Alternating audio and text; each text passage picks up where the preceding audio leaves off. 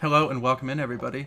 This is the third episode of the Political Economy Podcast. I am one of the 3.5 hosts. One of the hosts isn't exactly with us tonight. That would be the other half of SBTV underscore. I am touring news, and up to the top left of the screen, we have Canadian Populace Left, and up to the top right of the screen, we have SBTV underscore. If you ever want to find my channel, or where I do a lot of my broadcasting, you can come to twitch.tv/touring news.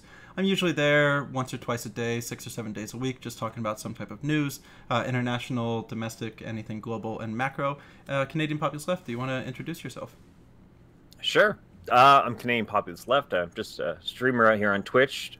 I run a nonfiction book stream, so I just take a book off the shelf, watch a video from the author, and then we'll do a very, very short little sample read like you get on when you go to preview audiobooks, like a little 5 minutes, because, obviously there's copyright or whatever. So a little sample read, and yeah, we just chat, and before the stream starts, we do a little news, and that's basically the stream. Tuesday, Wednesday, Thursday, 7 o'clock Mountain Time, typically is when we do it up, so that's it.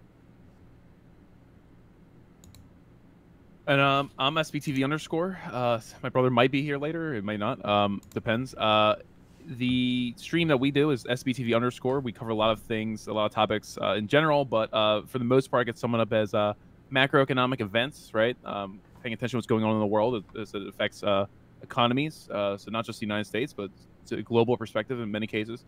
And we try to also incorporate some science too. So whether you're talking about climate change or soil or those kinds of issues where we try to learn as much as we can about those things and then try to create some interesting content that's based on that. So if you like that kind of stuff, I mean, sometimes politics too. I'll be honest, sometimes we talk a little bit about politics, but yeah, I'm glad to be here.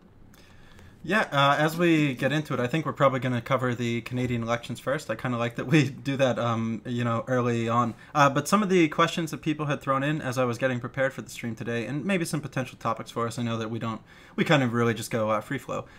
We were going to be talking a little bit about Iranian sanctions, what's happened to their currency, and how do we view sanctions just, overall. Do they ever really achieve what they intended to achieve? Who do they impact the most? So on and so forth. I did want to ask you about what you've been researching about soils. I've heard that you've been going, down some deep dives on this. There was a horrendous explosion in Beirut yesterday. Absolutely terrible for a multitude of reasons. Because of the loss of life, because of the loss of ports. Lebanon is already struggling with a lot. So I thought that we're kind of informed a little bit enough to talk about why Lebanon was struggling and tie it into how they untethered their currency from the United States dollar back in May of 2019. So I kind of wanted to, as a part of the Beirut coverage, it's still a very breaking news story and it's a horrible human catastrophe. So there's not exactly too much to cover just specifically on that part, but I thought maybe we could talk a little bit about what's been plaguing Lebanon. Oh, hi, welcome. Whether it's been from from these things that have been happening. One question that came in was, is there any good form of nationalism? So that was an interesting one that somebody had typed in.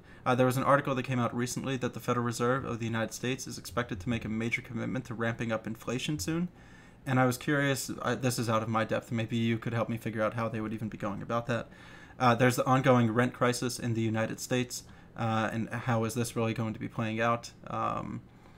Why does the federal government issue debit to entities? That was one. We'll see if we can get to there. Professor Richard Wolff had an interesting interview with the 0 Hour and Richard J. Escrow lately, where he mostly thinks that an economic collapse is inevitable. So, maybe we could touch on this a little bit. A favorite topic of mine at the moment right now is why is the United States dollar devaluing against the euro, the pound, and the Canadian dollar? I've really been trying to pay deep attention to this one. I wanted to retouch on how we would foresee the international community trying to bring their manufacturing back home, trying to uncouple their supply chains from either China or India, and what this is going to mean. I've referenced it, I think, during our last episode as a decade of deglobalization. And then there was an article that came out from Cuomo pretty recently where he was talking about how he's worried if they raise the taxes on millionaires or billionaires. They're going to forever move out of New York City. And it seemed to be, I was trying to look at some data on people moving in and out of California. It seemed that in 2018, there were maybe 650,000 people that moved out of the state and 501,000 that moved in. It appears, well, I wanted to talk about, the differences in state income taxes and how this impacts people moving inside of the United States. And there was a final question of, is your labor your property? We were just joined by a new friend. I'm going to move this over here. I'm going to get a... Actually, I'll just move SBTV underscore maybe over to here. And there we go. So, to kick it off with the Canadian elections, what's happening up there? All right, I'll start us off. So, I guess the sort of the big twistorino. I've probably had this take a few times on my stream, or I've said this here before on a previous political economy podcast. But I always said between Canada and America, like, Canada is always sort of 8 years behind America in terms of the trends, like politically speaking. And not that it's a one-to-one perfect comparison, but like right now we're sort of in our Obama years, right? So we're kind of lagging behind. So it's interesting to see. Obviously, after Obama, we have Trump, right? And in Canada right now, we have the Conservative Party is having their leadership race, so they're trying to figure out who's going to be the next leader here. And just recently, as a bit of a twist, it's come down to two people. I thought it was going to be this one gentleman named Peter MacKay. He's to sort of explain. He's sort of a what's called a red Tory. They're sort of like Tory is just like the Conservatives, right? So there's two kind of camps roughly in the Conservative Party. You got your red Tories and you got your blue Tories. So red Tories are sort of like, okay, they're all down with like liberal social values in terms of, women can have an abortion and, it's all good. If you're gay, no worries. But they're totally still conservative on the economics. So they're like, oh my God, the debt, fiscal conservative, we want tax cuts, et cetera, et cetera. And then the blue Tories are more of like the same as the economic dimension, but they're not really friendly to the more liberal social issues. So they're obviously going to be, more against abortion and et cetera, et cetera. So anyway, I thought it was going to be Peter MacKay, who's sort of a red Tory, but he's dropped out. So right now it's down to two people left in this race. And the one gentleman is by the name Aaron O'Toole. I'd say he's very much represents the establishment conservative base. And it's interesting that he announced that he is not going to be deficit hawking and he's totally down with deficit spending, which is quite shocking for a conservative. However, to be fair, we look at Boris Johnson across the water. He's doing more deficit spending than Jeremy Corbyn campaigned on, and everyone freaked out about how you're going to pay for it. It's so expensive. So there's nothing inherently, there's nothing inherent about having to be a deficit hawk and be a conservative. But so he was against. He wasn't deficit hawking, but this other gentleman here, Derek Sloan, he seems to be this sort of maybe represents a right-wing populist flavor, very much further right-wing. I wouldn't quite compare him to Trump in the sense like he doesn't behave like him, but he represents a very deeper turn to the right. Obviously wants to cut taxes like crazy, complains about corporate welfare. He wants to balance the budget as hard and fast as possible. So deep austerity. And when it comes to the social arena, he seems to be wanting to like defund universities that, don't allow conservative speakers or things like this. Also wants to force women to have to, or people who are pregnant to have an ultrasound before you can have an abortion. So you have to like sit there and go through this like emotional blackmail abuse game. Obviously you can't make it illegal, but so it's interesting to see he's really panicked about China. He's really like, oh my God, the communists are coming, the communists don't freak out, the communists, which is like really a bizarre turn, especially in Canadian politics. The attitude has always been like, yeah, China's not a great country, but we're still going to engage them and diplomatically and et cetera, et cetera. So he seems to be a little bit more onto this like Red Scare, booga, booga, booga. And we're going to see what's coming up. Now, for me personally, I am going to be getting a membership.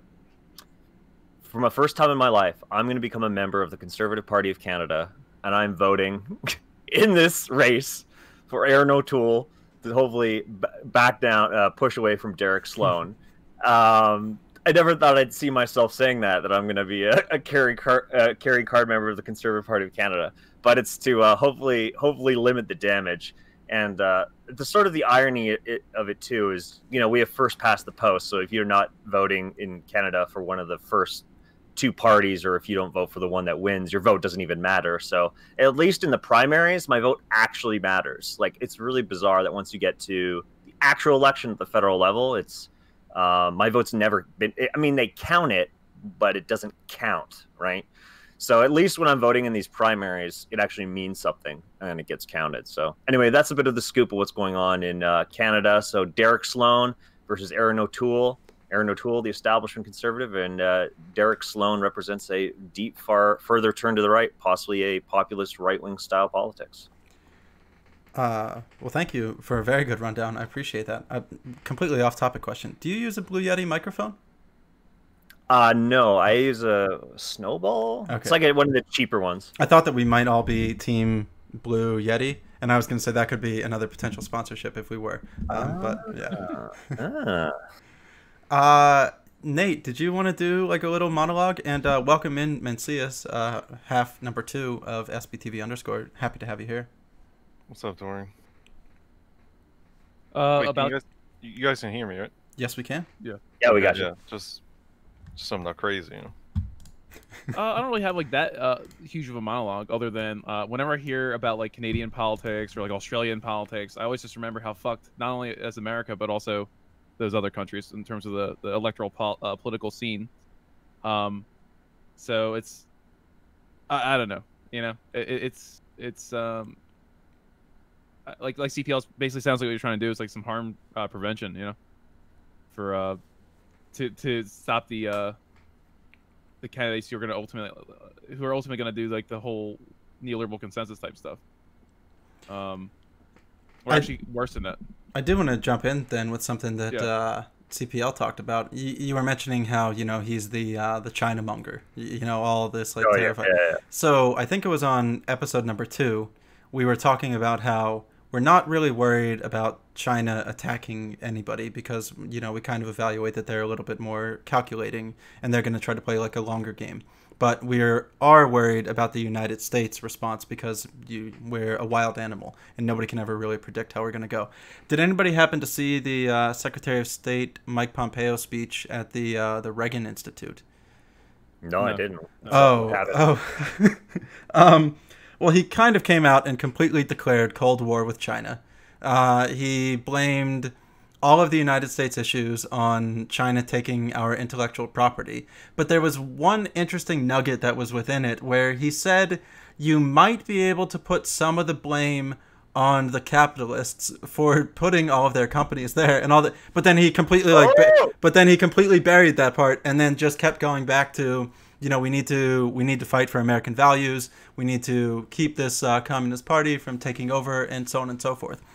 And it was interesting that he gave like a 3-second clip of like, okay, you know what? Like it was greedy American enterprise that agreed to take its manufacturing over to there. But then the rest of all of it was just, actually like we need to just blame China. We need to bring everything back. We need to stop doing business with them. We need to get everything away from them. We opened up and we thought that they were going to become a more liberal democracy. And now we're finding like the opposite of this. So it was just very, very dark rhetoric. And I guess like now, as I foresee this as another amplification of the Chinese Cold War, and I'll throw this to Mencius or to SBTV since CPL and I have been hogging the mic so far.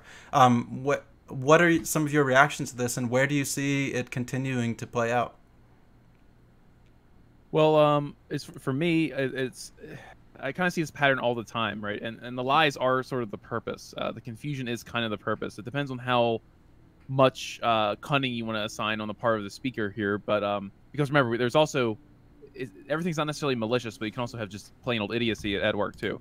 But you see this all the time in the United States. I don't know if you remember. You probably do remember like the Tea Party stuff. Remember, it's like keep your government hands off my Medicare, keep your government hands off my Medicaid. Get those Chinese are stealing the jobs, even though the people who own the factory or whatever are sending them over there at the behest of the U.S. government and the Chinese government. So it's like there's just thing in America. I don't know, maybe in other countries too, but like they really don't have a coherent narrative. But the narrative works as much as it needs to in order to at least sow confusion, so that you can never actually quite get your finger on the pulse, and never quite get your bead on the heart of the matter. And it's the same thing when they talk about like, well, do you remember earlier when Trump would always say China's a currency manipulator?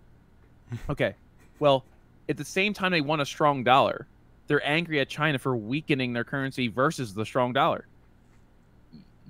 They wanted that, but no, they don't. And it's like, well, I have no idea. At this point, like you're saying, the United States government is such a, at least at the federal level, the executive branch is just complete chaos that I don't even know if there is like a memo with a coherent narrative that they actually get. It could just be everybody shooting from the hip as far as like Trump and his people are concerned, you know? Matthias, do you have anything to add in here?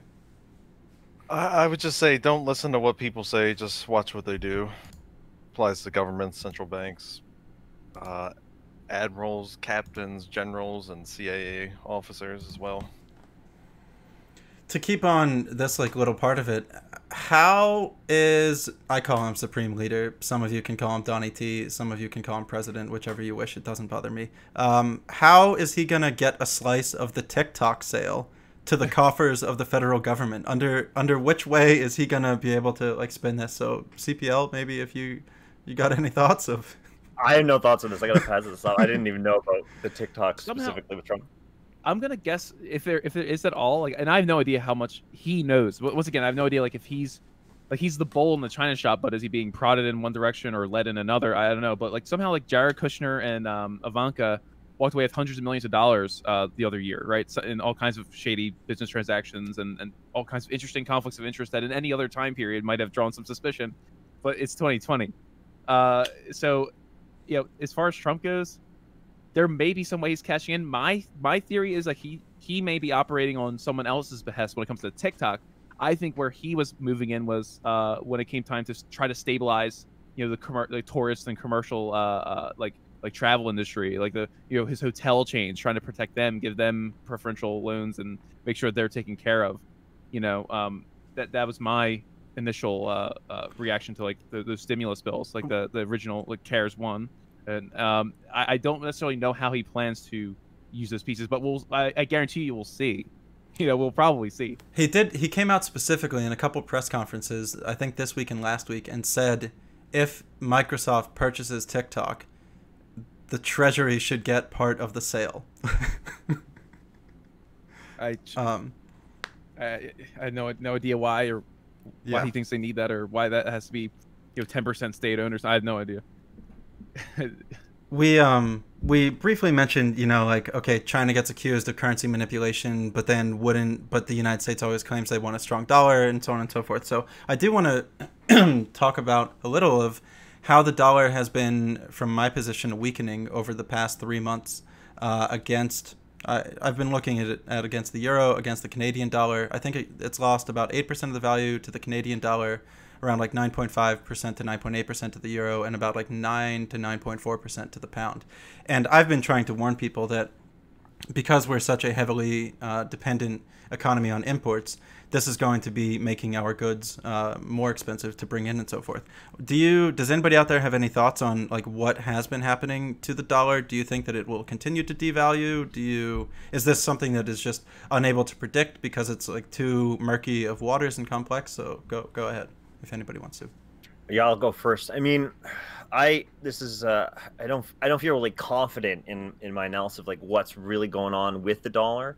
But obviously, I mean, for Canada, I mean, I personally kind of like the Canadian dollar to be a little bit on the weaker side to the U.S. dollar, because we're always running an export surplus, right? So when 75% of our exports are going south, right? So if our stuff is cheap, if our dollar is a little bit less, it makes it really attractive for people to do that business, right?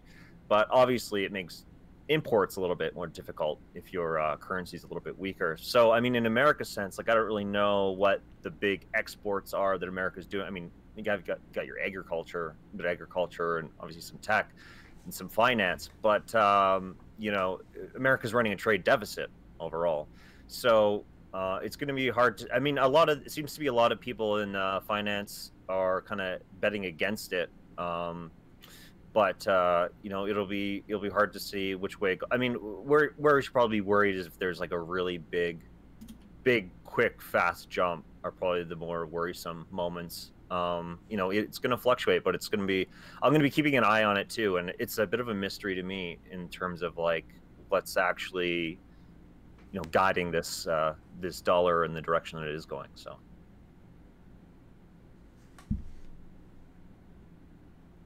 Did you want to go Zero? Dollar seems good to me. I mean, I think I'm fine. I think it's fine. Yeah. Yeah, from my own standpoint, I don't see the necessary reasons why I would have to panic from some short-term fluctuations. I think you have to look at the long-term trends, like really long-term trends, and you have to look at the competition. Where's the dollar? Who is competing against this? Like, and it's like, even if you say like the yuan, well, what percentage of the transactions in the world in terms of trade are conducted in yuan? And it's still a relatively small amount. So I don't know. I don't necessarily see the competitor here. Yeah, I'm not saying there can't be competitors. I'm not saying that this whole situation can't change. I'm just saying I don't see the necessarily very large need to worry about like these month-to-month, year-to-year sort of fluctuations, you know, yet. Now, if somehow the dollar lost, I don't know, 1,000% of its value or something in a really short amount of time, like, oh, well, what's happening? I'd be really worried. But if you're talking about a few percentage points here and there, or 10% over a certain amount of time, that's not really something that I think is a huge threat. Yeah, I take like a darker approach a little bit, I think, and I'm very happy to be proven wrong here over the next year, 5 years, or 10 years, and I hope that I do get proven wrong. But I've been trying to pay attention to what's held in the currency, the IMF basket. I've been trying to pay attention to how France and China are engaging in transactions in either the euro or the yuan, and so forth. So from everything that I'm looking at, it seems to be this is the beginning of a transition into trading in some other currencies. And I mean, this is so difficult to predict. Like, you know, is one nation going to be able to use their currency in more trade than the others and so forth? But from where I was seeing it is, I think that an actual 10% drop in value over 90 days is an actual pretty large shift. And I'm worrying that as well, CPL, you taught me about the. I'm gonna link the dollar index here, the Bloomberg dollar index, over what is this, like 20 or 30 years? Can you link it in the chat too? I can't open Discord. Well, I can. Never mind. Okay. I'm also gonna link. So to me, like when I look at that chart, I don't really see like what you're really talking about. Yeah, there's been a small drop, but even if it went down to like 77 against the basket of currencies, like it was there in 2008, like that could still be like a 20% drop. I'm mostly just worried due to. And then I'll also show you the Federal Reserve dollar, the trade-related dollar index, and that's, I'm saying, like when you trade weight the dollar, it's very strong. That's why I don't really. I just misunderstand what you're. Okay, yeah, I can try to explain. So I'm mostly worried because, like, as CPL was teaching me about debt deflation, I think that the CPI has been going up this year more quickly than it typically goes up, and I also think that if you dive down into certain products, you have certain products rising faster than others. So I'm worried that in combination with a weaker dollar on the international purchasing could lead to a swifter rise in prices. And then if you couple that with what I think are going to be lowering wages due to the high level of unemployment and downward pressure on American incomes, I'm kind of worried that all of this is going to come together in a perfect storm and make it difficult for the average person in the United States to be able to afford the same goods that they were affording before, which would then lead to like further less sales, which would lead to further defaults and these things. So I'm very happy to be completely wrong. But we will see. Yeah, I don't know. It seems there's the trade weighted index from the Federal Reserve. It seems pretty strong to me still. I mean, it has taken I guess a bit of a hit off its top, but. Well, and I think that it's going to continue. Because I look at like how gold has actually reached a new high as people. So it seems to be that the reflation of the bottom of the market from it bottomed out at like 18.9. I'm just going by the Dow. But the Nasdaq has reached, I think, all-time highs. S&P is almost at all-time highs. So everything that I'm kind of like seeing at the moment right now you can look at the flow of funds and basically like gold. Okay, so gold is going up, but that's an asset class. Well, this is the point that I'm trying to make well, it's just okay. They're printing money, so okay. Let's look at the ETF flow of funds. Let's see what one of the biggest ones was for the month of July, and it's the gold. We're looking at the gold ETF. iShares. Mostly what I was trying to say was a lot of people are getting out of holding cash and they're putting it into real estate. They're putting it back into equities. They're putting it into metals and so forth. Or they're putting it into, I saw the Indian stock market has had like a pretty big uptick as like US money has moved into it. It seems like people are getting rid of their 10-year treasury notes and they're trying to move into holding some different aspects of holding the yuan and so forth. So it seems to me that there's been a lot of... Well, the 10-year treasury, the yield's still flat pretty much. It's still down at like 0.5, so they couldn't be selling them because then you'd see the yield rising.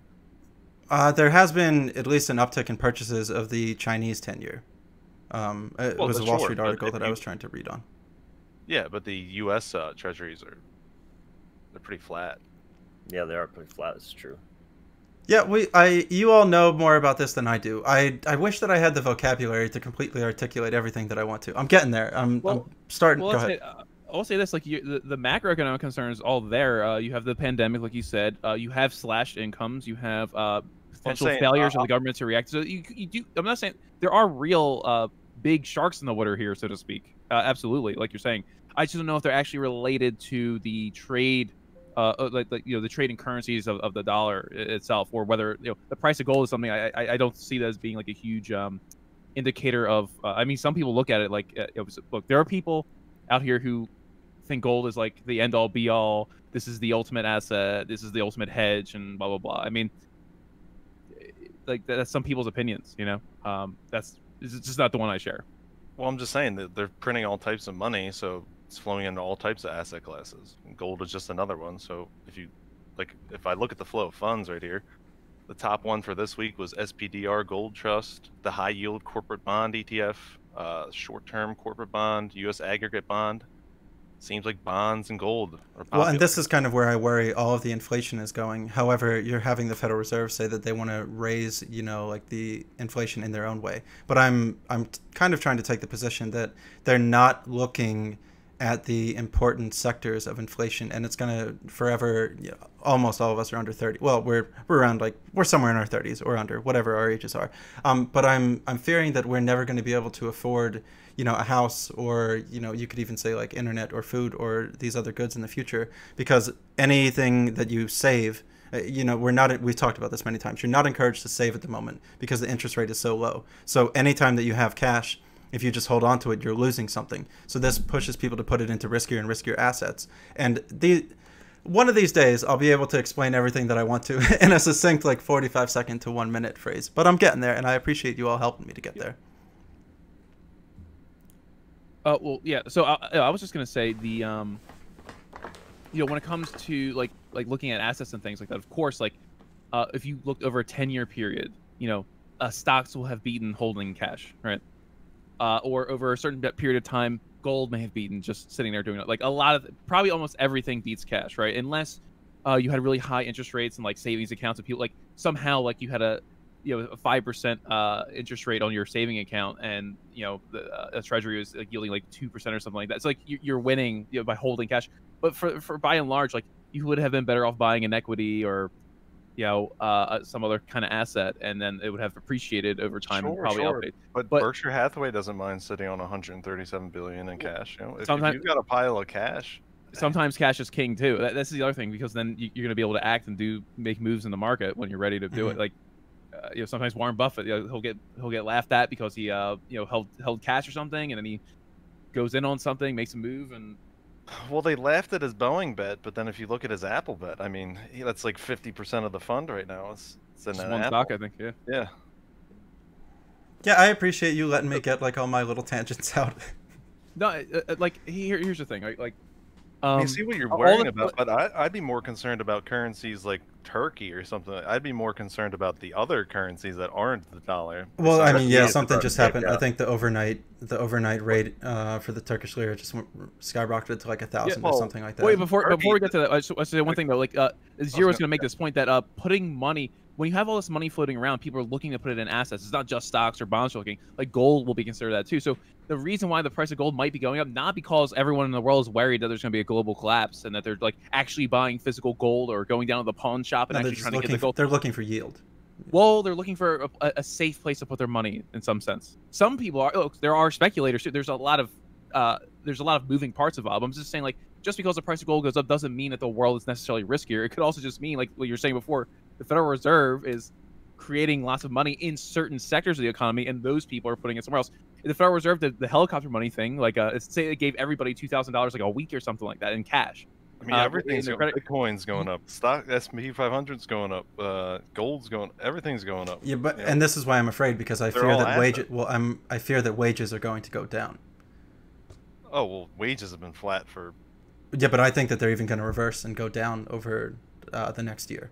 probably. I mean, I've been looking at some interesting census data. They've released a new pulse survey, kind of experimentally, because the failures of the Bureau, the Bureau of Labor Statistics and the divergence of data between them and the Department of Labor. And they've been saying 51% of people no longer have their employment income, okay, in America. And I think it was almost 47% of people hadn't worked in 12 weeks or something like that. They hadn't worked. And the ones that are working are having their hours cut, or their benefits Right. being cut, or they're being Yeah. asked to do both at the same time. So yeah, And I'm it's been rising. This is the thing: the people losing their employment income has been rising, which is Yeah. alternative to what the Bureau of Labor Statistics has been saying. That they've been trying to report that there's been a return of employment to the labor market, but that's really not lining up with any of the Department of Labor data or the census data. So, I'm just seeing. Well, it's not good in that sense. Yeah, there's going to be a total reduction in net compensation. we could stay here forever, but I mean, I know that we're all on time clocks. We could, as long as you want. If we could keep talking about America, or like you say, I kind of interrupted there because we're gonna go to Turkey, or you wanted to talk about Iran at some point. Too. Well, I was just going to say, because you were talking about Turkey, they just in this June, their home sales went up 209% over last year. You know, Well, they've had a huge housing. The same boom. thing is happening in Tehran. They have like a huge housing crisis right now. I mean, their rents are So it's not that I'm diminishing what's going on in like foreign currencies and everything like this. I'm very like concerned about what's going to be happening over our next like 12 to 18 month window in the United States. But we are going to go talk to like sanctions and what caused the inflation in the Iranian currency, what's going on with the Lebanese currency. There was a little final thing maybe to talk about here in the United States, and it was that it was the thing that I brought up from Cuomo with what he spoke about. So people have been asking Cuomo to raise taxes on millionaires and billionaires due to budget deficits that are plaguing New York at the moment right now. And he claims that he's very worried that if he tries to do anything like this, all of the wealthy elite from New York City are going to continue their move out of Manhattan, and they're going to go to Connecticut, they're going to go to Massachusetts, or they're going to go here or there. So I'm going to ask two questions. One, I never really worry about capital leaving the United States and going to a different country. That's not really like what my big concern is. My concern is always interstate movement of capital. You could look at, from what I've kind of tried to see, is California has a maximum state income tax bracket of 13.5%, and there seems to be a big amount of people that are moving to Texas where they have 0. I think that the difference between New York City and Connecticut goes from like 8.5% to like 4.9% in Connecticut, which is like a big enough savings. There was David Tepper who moved from New Jersey to Florida. He went from 8.7 down to 0. So one, do you think that Cuomo is sadly hitting on something that is true, that like because all of these different states have their own different state tax rates, you are creating these different like I guess like tax havens even within the United States? And two, like, do you think that this is as big of a problem as I would think this is a problem? Well, you might be familiar with some of the research by Christabel Young and Charles Varner. They basically, I think it was in 2014, maybe 2015, they came out with a paper trying to it answers this question, like how often or what is the threshold at which millionaires will actually like leave due to excessive taxation, like over and above what would be considered like normal, regular, or sort of like the least resistance. And they're saying that in some cases, there's a couple things you have to pay attention to. The amount of tax, the difference itself. So like maybe 10%, yeah, right. Like if there's a 10% difference somewhere, but if you're looking 1 to 3, maybe up to 5%, a lot of times it depends on the class of people you're looking at. So if those are doctors or lawyers or something like that, and they're somehow embedded or their earning is embedded to a particular area, so like they need to be in San Francisco or they need to be in San Jose or Silicon Valley or wherever, they have to be able to get those earnings, right? If they don't have to get there, then maybe they are freed up a little bit. But in a lot of cases, you're looking at like medical doctors, you're looking at like lawyers, something like that. The top 10% of Americans, so to speak, not necessarily super wealthy. They don't necessarily leave if you increase taxes 2 or 3%. That's what the data actually says. Because the idea is like, well, if Massachusetts raises taxes a little bit, everyone's going to leave. They're going to go to the next cheapest place. And the truth is that there isn't much data either way. A lot of rich people aren't paying their taxes anyway because they don't declare permanent residency there. So it's like kind of worthless argument anyway. Well, and this is can they take the building with them when they leave? So well, that's kind of what he's saying, that there was already an exodus of people not claiming permanent residence. So Nate, right. you're actually right, because you're talking about like doctors and lawyers and everything. I'm gonna slightly say that a doctor in New York City is probably not even the top 10% in New York City, but that would be like. Yeah, go ahead, Zero. Well, I was just going to say right now that I see a danger of I see a lot of new home purchases from the COVID crisis, and a lot of homes that were already on the market or had people living in them already. You see a big collapse in those sales still, and so I would be more afraid of the middle class, maybe working class people moving out to the suburbs into newer homes, trying to get away from those rents, saying that my job. A lot of businesses, you see them moving out to smaller offices in the suburbs. They're keeping this work from home going for a long time. I see a lot of banks doing it. Banks are very, financial sector in like London, for example, very similar to New York. But I would be more afraid of my middle class tax base leaving right now if I was one of these bigger cities. I mean, if you're San Francisco now, you're all of a sudden you're looking at a declining population, right, coming into the city. How are you going to get those rent? How are you going to get any of those taxes, right? Now you have to deal with people leaving the city, right? Whereas before you could at least keep borrowing, you could keep at least looking ahead. Now New York, your tax base is mostly those middle class workers. You know what I'm saying? Yeah. Well, I want to disagree with that slightly. I think that in New York, it's the top 1% pays around 50% of the taxes for the state. From when I was looking through it. Right, but that's in a nominal sense. You know well, yeah. I mean, yes, okay. And you are right that there is going to be an exodus of middle class out to suburbs. However, it's been weird because the Philadelphia real estate market has been hotter than it's ever been. Now, this is like slightly because it seems that there are developers and private equity going around to purchase, in addition to there haven't been a lot of new homes being constructed, as like new home spec homes have been like on the downcline and such. CPL, I haven't let you speak much. Let's get you back in here. I'm sorry. No, I was just gonna add. I mean, it kind of reminds me of two in terms of like if someone's really rich, like what Nate's sort of pointing out, like 10%, yeah, they might move, but if you're looking at like 1 or 2% increase, can you imagine just being like going to your family, if you got a family, and being like, they're raising taxes by 1%. All right, all your friends here, we got our kids, the school, that charity you work at, all your everything we've lived here, set up, the whole community we live in. Yeah, we're throwing that all out the window. Say goodbye to your friends, say goodbye to everyone because taxes went up 1%, so we're the hell out. I don't really know if that's going to fly. Maybe at 10% that makes sense, but it's interesting what Zero Core's is interesting here about mostly the worrying about the middle class heading out is pretty convincing to me, actually. That's sort of where my concern is now. I think you kind of brought me over on that. The only three cities that I was really talking of people moving out of were probably San Francisco, LA, New York. Of the very wealthy, like dipping out. I don't really Chicago. I'm not entirely really thinking that would be one. But I was specifically meaning kind of like these three big metropolitan cities. Go ahead, Nate.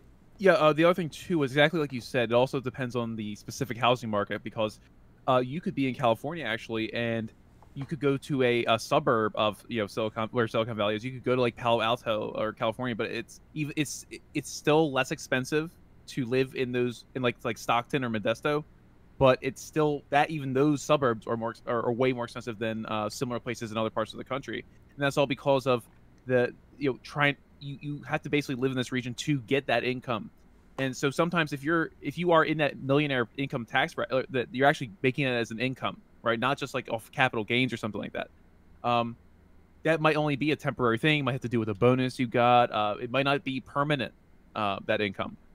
So if it's not something that's permanent, if it's not a if it's just some sort of marginal tax, I don't think it's really that much to worry about. Like people leaving for those reasons, because honestly, like I think Zero might have said this, but the housing cost is going to set you back the most. I mean, you've seen those houses in like not just around Brewery Town, but Northern Liberties and Philadelphia. Philly, okay, 90 miles from New York, they're going for sometimes over $1 million. Mm-hmm. Depending on like what kind of house it is, like a townhome or whatever, right?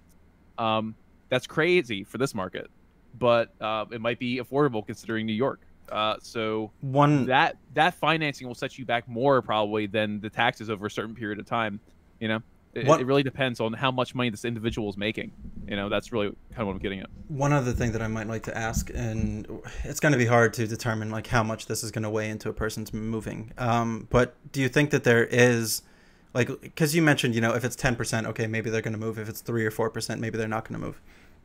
Do you think that the COVID pandemic and further crowding of cities, traffic in New York, traffic in LA, and so forth, do you think that this could also, or cost of living change as well? Like, do you think that I'm kind of trying to paint like a confluence of factors that I think is going to be making people move out? So, be it traffic, be it cost of living increases, be it COVID-19 pandemic, be it the public education system, or so forth. Like, I'm trying to say that these things, in addition to the difference in taxes, seem to all be kind of coming to a head that is pushing maybe the people that could possibly like get out of here to get out. Absolutely. Isn't there a huge influx of people from California heading to Texas, right? That was one of the big ones going to Austin. Yeah, and not all those people are rich. A lot of people are like literally, they cannot afford. Regular people cannot afford to live in San Francisco, or in some cases, some areas of Los Angeles. Right? They cannot afford. They have to go somewhere else. I've seen people stories. Rents upwards of like $3K. I mean, mm-hmm. It's or more for 1-2 bedrooms. It gets very crazy. Okay, where even in places like Philly or Cleveland, Philly's actually one of the more expensive. Poorer cities, if you want to do it like that. Yeah, I mean, the place that I live in, Cleveland and Detroit and stuff like that. The place I live in would be like $1,600 or $1,800 a month for rent. Now, I mean, my roommate owns the house, so I don't have to pay that much. But yeah, that's how much. Right, rent is the rental market is real fucked up in a lot of cities in America. But to your point, I think, to kind of sum it up, like, yes, if I was in certain municipalities, I would be worried about how I'm going to pay off these bills, the debts and things like that, because they can't print their own money. They don't have their own municipal banks. They can't borrow at the interest rate that the Federal Reserve is, lending to the banks at 2.25%. So they're going to have to go to the bond market. They're going to have to, put up 4%. And how are you going to pay that back over the next 20 years? Like we're saying, if we have a declining population, people moving out, rich people, middle class, poor people, I don't care who it is, right? It's like, if all these people aren't coming, if you don't have people coming in, how do you really justify those, expenditures? It's mm-hmm. hard to, it's a hard sell. So I would definitely be worried if I was in certain cities. Final tiny little thing. I've heard that some Silicon Valley tech companies are now looking to pay people who work remotely based on their zip code. Have you heard about this at all? That, like, yeah, if you live, like, let's say you work for Facebook, but you're willing to live in Missouri, they will pay you less for the same job as if you continue to live in San Francisco. Has anybody heard about? Can somebody in chat like fact check me on this? I'm almost positive there have been talks about this in many tech companies. Oh, that doesn't surprise me at all. But right. Yeah, well, hey, you live in Missouri? Well, let's give you the average cost of living in Missouri. Save a bundle, do the same work. So Nunta9 says, my brother works for Adobe, and they're thinking about it. Silver told me about this. He makes an LA salary while living in Michigan. You've been hearing whispers of it from Amazon folks. Yeah, Pep, I think it was you, Silver. But yeah, it was just like, You know, they're trying. Oh man, I just wanted to bring that up to just bring it up. I don't really have any fucking thing to say about it, but it's just like, goddamn.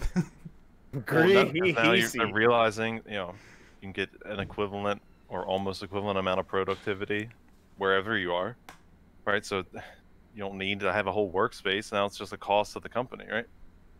Mm-hmm.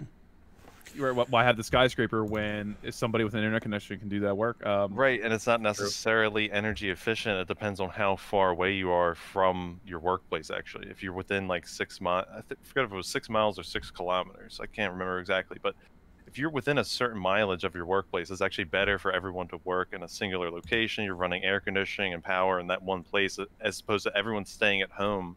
Now you're all running your little ACs. You're using power in these individual units, which it's going to reduce your efficiency. Now, if you have to drive, because driving is so bad in terms of energy efficiency, right? That's where you're going to really, the work from home is going to look better in that sense. But it doesn't always look better. And like we're saying, it's not necessarily going to be all a net good for the environment just because it's work from home. You know what I mean? But if they're going to they see the balance sheet. You know what I mean? They see they don't have to spend money on commercial real estate. Yeah. I mean, that's a huge.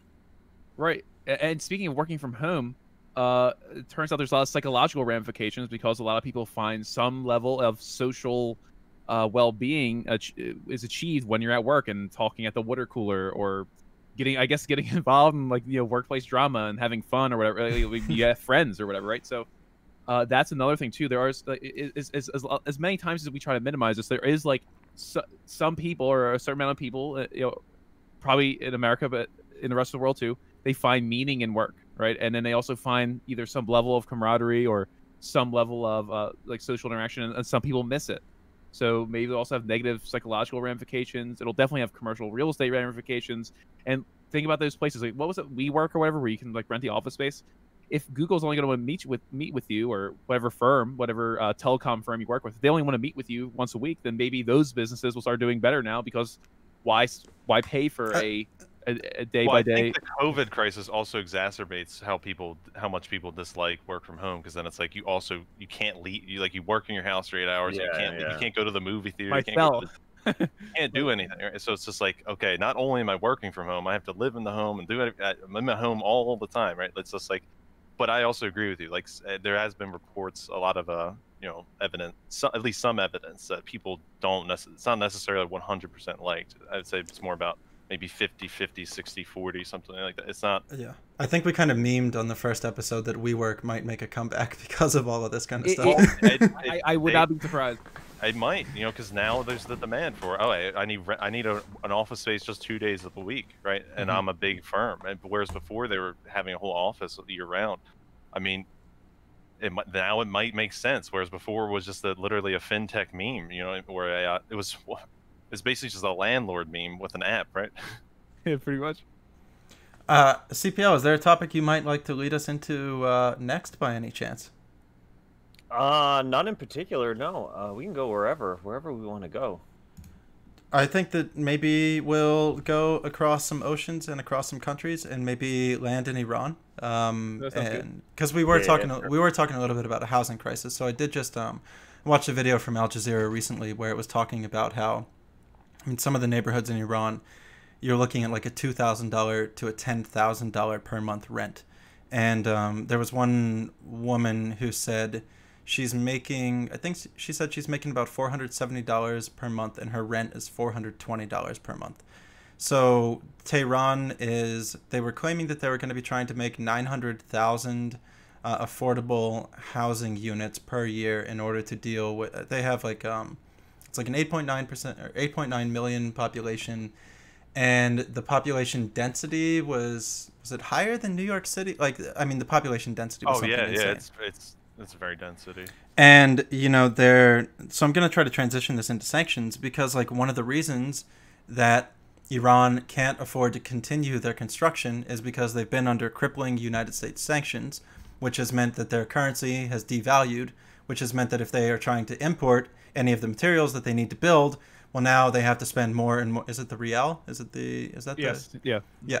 So, let's either talk about what's happening in Iran due to U.S. sanctions, or even a further conversation about what all of these sanctions kind of do.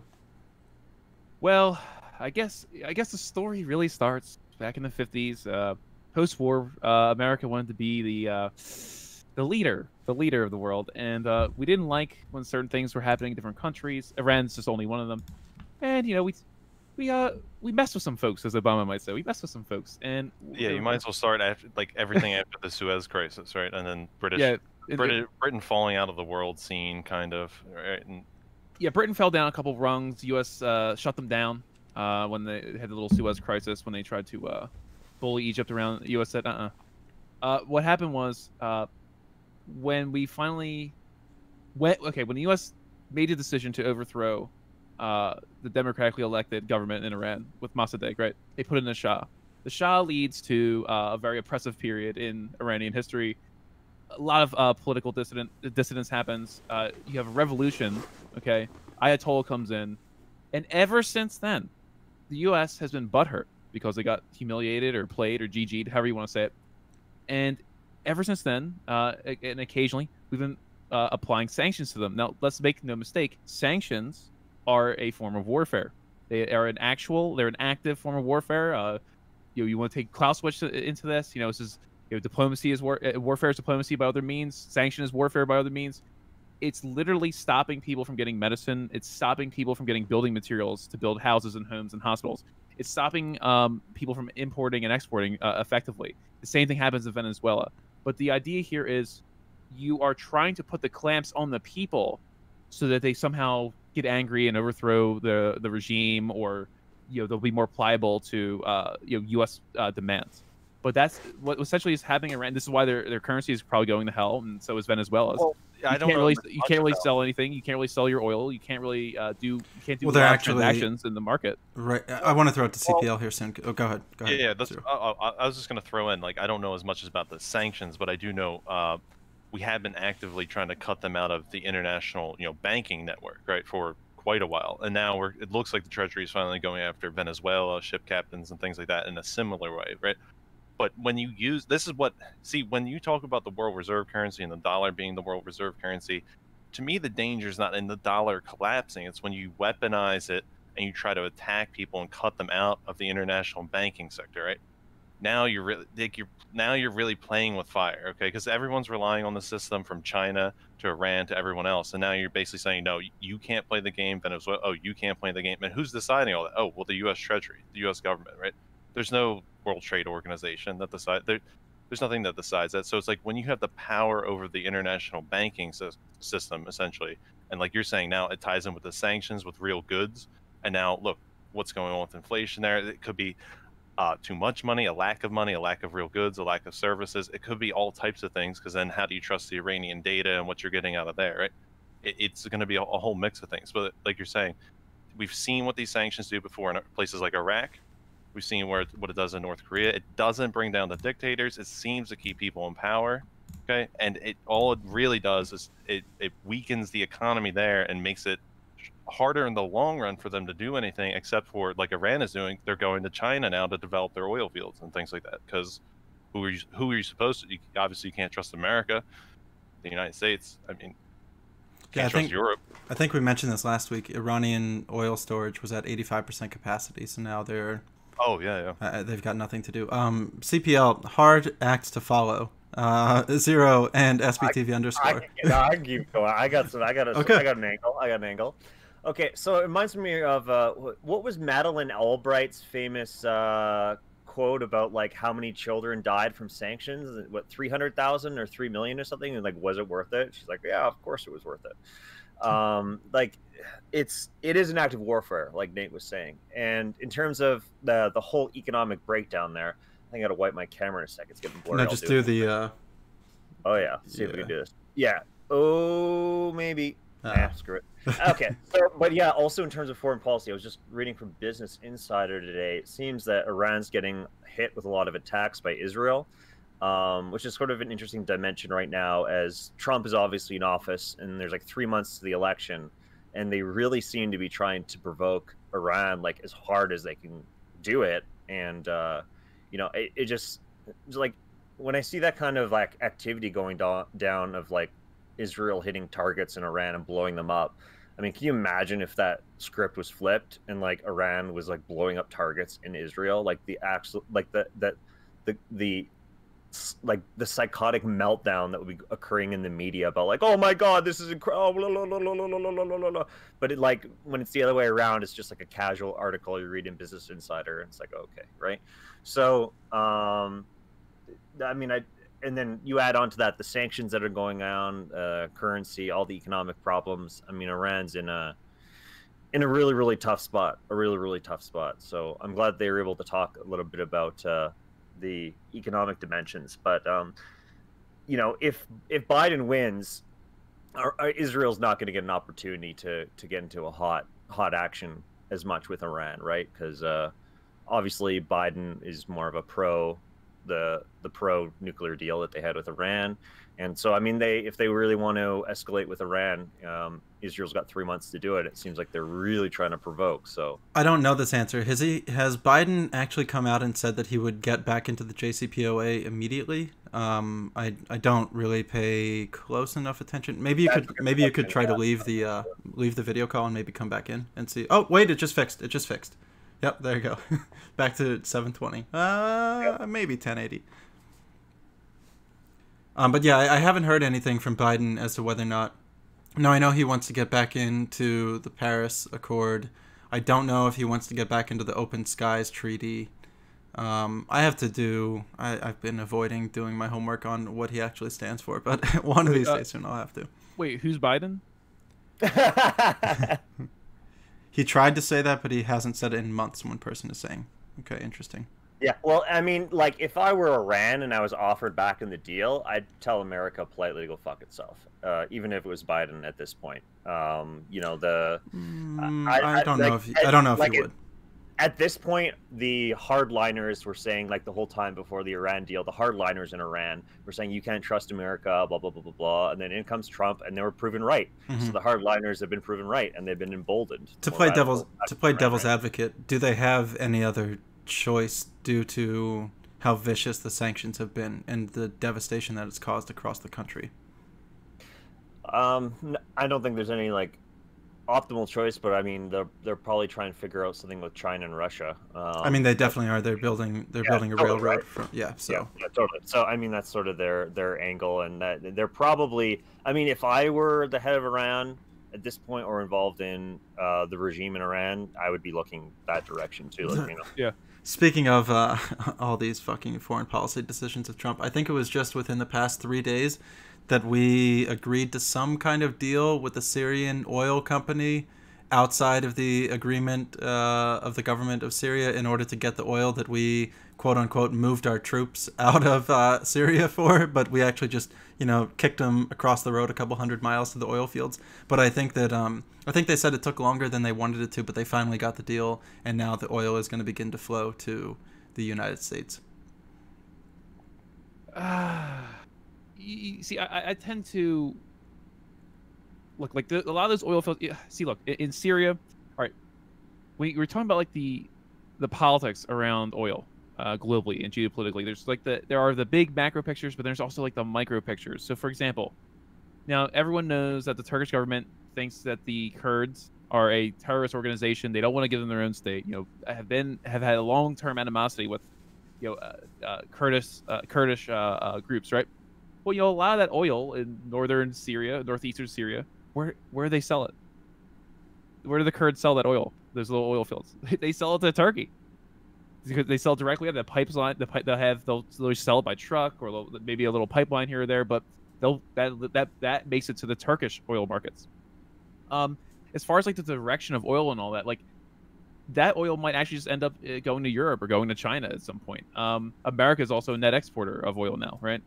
I think it's kind of overstated that like we got their oil. What they really are probably saying is that there's someone got to mediate that contract. Like somebody got some contractor. It could be a military contractor or someone related. It could be Halliburton. It could be like an energy contractor. Someone in America or some American firm is now getting paid for something over there, rather than like the U.S. now has we're gonna add another 1 million more barrels or garage or something. Like that's not really how it works, Yeah, man, I wish things were less complicated than they were. Luckily, I have you three to talk to that I can understand some of it. I do want to say another thing too about Iran and currency. See, the fact that the U.S. is a reserve currency means everyone's trying to get that to transact, which means America pretty much has to be in a deficit at all times if this is going to work, right? If America started running surpluses and started sucking up its securities out there, you'd have less and less dollars to transact with. It would actually destroy global trade. You'd be forced to find some other kind of reserve currency or another sort of instrument that could be invented, like John Maynard Keynes wanted to invent Bancor. But you see, if Iran cannot export because of sanctions, they can't really go get dollars. So even if they want to trade with another trading partner like India or Pakistan or something like that, what are they going to trade with? So they are either relying on countries that are willing to take their Riyal, or they're going to struggle getting dollars. It's the same story in Venezuela. They cannot get foreign currency to import and export. So because they've been shut off from markets, and like Zierkor said, they're also shut off from the banking sector. And that's like the Bank of England refuses to give them their gold, all types of things. Yep. Right? Pinko the Bear linked me an article the other day that 1/3 of the world's population is under some form of United States sanctions. Oh, that's definitely. I mean, so 80 million people in Iran alone, right? Like, damn. Yeah, 1/3 of the total population, and and this is kind of where I'm thinking. I mean, I'm starting to think that some countries are just gonna eventually say, yo, fuck it, enough is enough. Like, I gotta figure out a different way to trade, and that's where I'm kind of seeing more trading happening in the euro, even a beginning of more happening in the yuan. Now, it's very small incremental growth, but it does appear to be that the trading in the US dollar has definitely been on the decline over the past 2 decades. So it's going to be interesting to watch and see where it goes. Because if you look at the most transacted or like the most traded currencies in the world, number one is like the U.S. About almost 45% of those transactions are in dollars. Following that is the euro, which is like 16%, and then the yen, which is like 8%. Do you have a graph up that shows that, or is this just off the top of your head? You're looking at like Forex, right? When you're looking at FX. Well, these are just the currency trading. This doesn't actually get into like foreign exchange or like the fact that Iran needs $20 billion in its treasury or something like that, or in its central bank. This is a little bit different, but yeah, go ahead. No, it's just I don't know.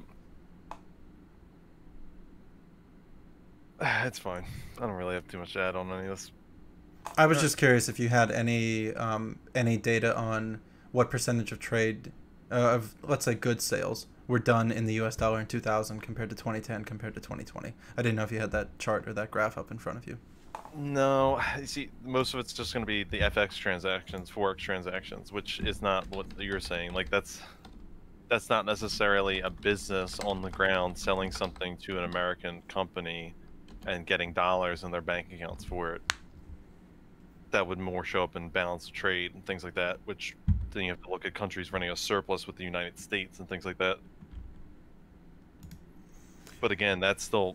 See, a lot of times people talk about reserves, like they'll talk about China has all these reserves, but those reserves exist like in the banking sector. They're not really necessarily cash that businesses have on hand. True, yeah. To go buy things, right? Those could be tied up in treasury bonds and things like this.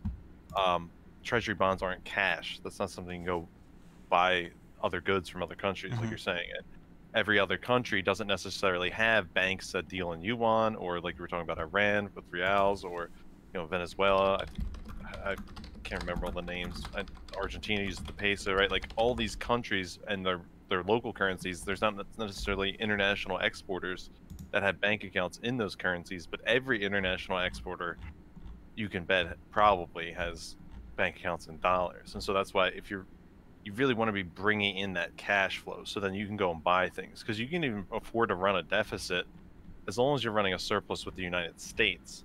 Right, so then you have to think about it on that level too. It's like you could still be in a net deficit position, which if you actually look at China, they've actually been in a net deficit position for the last 10 years or so, but they're in a surplus position with the United States. So, but they're actually still in a deficit position with the Japanese, actually. Isn't them moving into a deficit position with foreign nations going to potentially enable them to trade in their own currency more easily in the future? Kind of how possibly, right? Nate So was that's talking part about? of what that's why they're trying to lend to. If you look at Africa, Jamaica, Right. different countries. Well, I said African. Africa's a continent. Okay, different countries in Africa, Kenya, all types of different developments. You know, the Caribbean. There's all types of different things that China's trying to get that money out there to get those payments back in that money. Because the more you can drive that system forward, the more you could become the world reserve currency. I kind of don't see them trying to do that. I mean, I see them just trying to trap. It's the classic foreign debt trap. I mean, that's what I see. And now you get to own their infrastructure. You get to own real things in that, because that's what's backed by all these loans is the country's port, the country's airport, their road, or whatever, and then eventually they'll get to own that, and then they can pass it off to their construction companies or infrastructure companies, and they can manage it. While we're somewhat on this topic, I'll try to. I want CPL to be able to start because I mean I can't follow either of the brothers. So, I guess first I'll talk about like what the explosion that did happen in Beirut. I mean, it was an absolutely terrible explosion in the port. There are differing stories that are coming out at the moment. The most verifiable piece of information seems to have been, was it 27.5 thousand tons of ammonium nitrate seemed to have exploded. They used it for fertilizer mostly. Yeah, so it seems to be that back in 2014 there was a shipment of ammonium nitrate that was termed illegal. It was captured. It was stored in the port. My heart goes out to all the people in Lebanon, and I'm not exactly trying to have a conversation about the explosion, but it is very worth mentioning. The intense loss of life.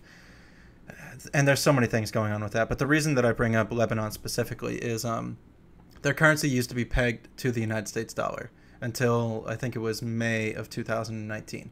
And then once they delinked the currency from the dollar, they started going through a massive inflation. Now there's a black market for dollars within the country. They have less people sending remittances back to Lebanon. I think it was like 80% of their dollars came from expat Lebanese people that lived in other countries and that sent money back to the country. So CPL, I was wondering if you could talk to us a little bit about, are there any pros and are there any cons to one nation tying their currency to another nation? I mean, in terms of like specifically Lebanon, I don't know the specifics enough about like what exactly they occurred with what's going on there once they decoupled from the U.S. dollar. I usually lean toward like not of like having a floating exchange rate, like not coupling your currency to whatever. So this is definitely something I want to look at after, like what went down. Did they overspend? Did they have sanctions, or like what actually occurred in that situation? Because they having delinking yourself, the advantage you have is that your only limit is really inflation. You don't have to worry about like running out of quote unquote dollars or whatever the currency may be. Now, obviously, I mean, an advantage to linking, I mean, it might be like if you have a foreign country that's, threatening war against you or threatening to cause problems in your country, you could say, all right, well, we'll link our currency to yours if you don't screw with us. I mean, it might be something you might have to you might get forced into. But I mean, in an ideal world, hopefully you don't link your currency and you have it floating. But I mean, what's going on in just with Lebanon? I mean, that's it's been absolutely brutal with the explosion and the damage that did. But it's we'll see more as the details come out too, in terms of why was that kept there so long? Was it supposed to get out of there? Someone lost their job. I'll say that much. Someone has definitely lost their job. That much I do know. Yeah, I'm not exactly sure 100% why. They say it's like 30 years of mismanagement, 30 years of bad policies and corruption and nepotism. I had no idea of the actual, like, Lebanon really wasn't on my radar for most of my life. But yeah, as far as the bomb goes, extraordinarily sad.